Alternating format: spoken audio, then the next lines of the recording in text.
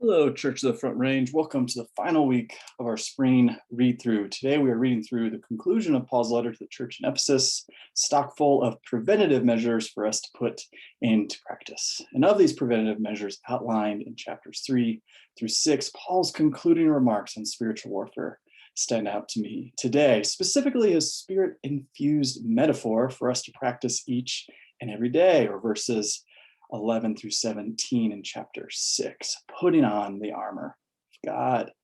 We learn to stand firm. We must have the full set equipped: belt of truth, breastplate of righteousness, boots of peace, shield of faith, helmet of salvation, and sword of the Spirit. If we are lacking even one of these elements, we are inviting the enemy to take advantage of our unpreparedness. We are enlightening him to the pathway that will cause the most damage to us and those around us. I can personally testify to the damage lacking one element can cause to oneself and the wake of destruction it wreaks on others. In 2006, when I was 16 years old, a gunman came into my English class, taking me and my classmates hostage. I was released rather quickly, others were not. I alerted the school to the situation, and a lockdown quickly occurred. Me and my classmates who were released were sequestered for hours until the hostage crisis was over. During this time, some of us prayed. Many were in tears. Many were angry, most with God. But I was mostly calm until a fellow Christian's unnerving question: why is God letting this happen? I didn't have an answer. The preacher's son always had an answer. Not this time. This fractured my shield of faith. Then the news of one casualty hit, the girl who sat next to me in that very class, twin sister of one of my friends, someone I had never personally shared the gospel with. Shield fractured some more. And over the course of several months, arrow after arrow of accusation hit, fracturing more and more of my shield, until the shield was broken with one poignant accusation. If God was good, he would not have let this happened. He would have intervened, and I bought the lie, and my shield of faith shattered. Depression was quick to follow. It started with whispers of doubt in my mind, moved to whispers of worthlessness in my heart, and ended in whispers of hopelessness in the deepest parts of my soul. The enemy broke me. The enemy devastated my family, hindered my parents' ministry, hurt my brothers, and depression is like an atomic bomb, friends, radiating fallout all around it.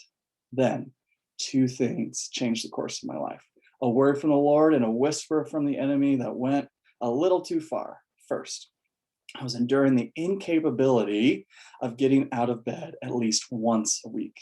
This had gone on for months, and then the Lord spoke through my dad. 4 words: don't let him win. I'm a pretty competitive person, and this was the message I needed. Not only did it enlighten me to who I was battling, but it gave me an objective also. Second, not so long after this word from the Lord, the enemy whispered the most untrue statement: your life has no value. End it. Wow, wake up call. I still knew the truth, fearfully and wonderfully made, even if I was having a difficult time reconciling why God did not intervene in this tragedy. Friends, it was like the scales of my eyes fell off. I subsequently asked for help. The Lord fixed my shield, freed me from the pit of depression, and showed me fully who I will be battling the rest of my life. Years later, I was told of one crucial activity that I was unaware of at the time. And we read about it in Paul's instructions for praying and petitioning at all times in verses 18 through 19. There were countless prayer warriors praying for me daily. And I don't want to think about how much further into the pit I would have traveled without these daily prayers. God restored my life. He brought reconciliation between me and him regarding his goodness. And in the most practical display of his goodness to a high school boy, he introduced me to and showed me who I was going to spend the rest of my life with: Allison. We're approaching 8 years of marriage next month. Pretty big deal. Friends, he continues to redeem even this tragic event of my past. So, as a church family, let's stand firm in these practices. Put the full armor, not some, of God, and do it each and every day, but also inspect it each and every day. There may be a fracture you are unaware of, so ask God to show you.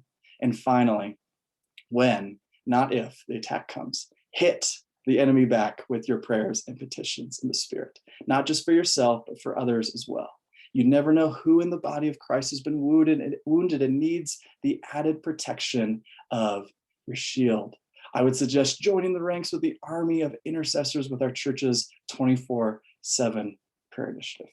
And friends, God also gave you a sword, his word. So unsheath it and use it.